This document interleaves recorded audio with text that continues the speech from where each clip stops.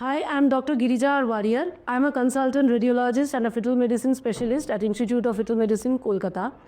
Today I'll be speaking on how ultrasonography in pregnancy can help us to determine the fetal weight and to predict the outcome of the neonate after it is born. So we do ultrasonographies in pregnancies with various intentions, but one of them is to see the weight of the baby or the growth of the baby in the mother's womb.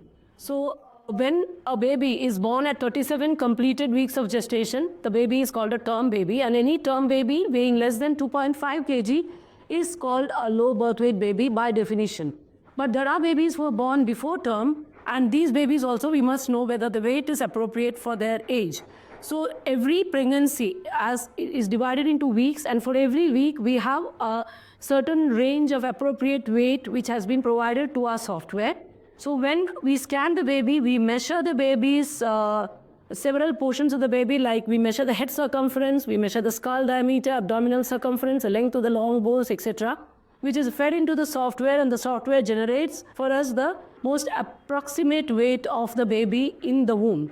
Now this weight is put into a plot on the graph of the nomogram, and we get to know whether the baby's growth is falling at a normal range, or it is excess, or it is below the expected range of the weight. So accordingly, when the baby's weight is less than 10th percentile for that gestational age, we call the baby small for gestational age.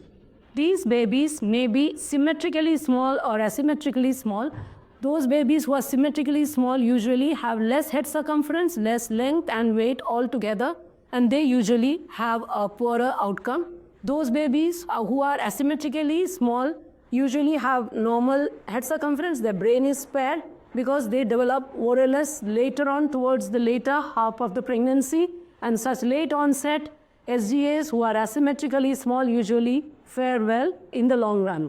Also, we must know the reasons for the SGA, whether it is maternal, fetal causes, or whether it is a cause which is related to just the pregnancy.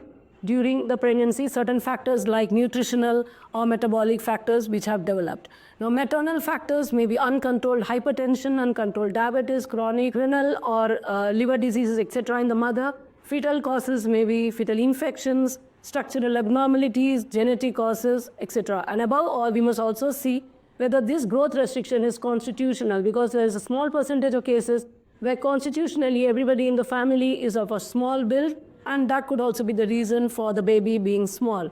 So to understand all this, we must again do serial ultrasonographies several times during the pregnancy at certain intervals, and keep tracking the weight of the baby to see whether the baby's growth is catching up during the pregnancy. If not, if the baby is going towards a severe fetal growth restriction, we usually terminate the baby, because these pregnancies are very high risk, and such babies after they are born need intensive care in neonatal units in specialized centers.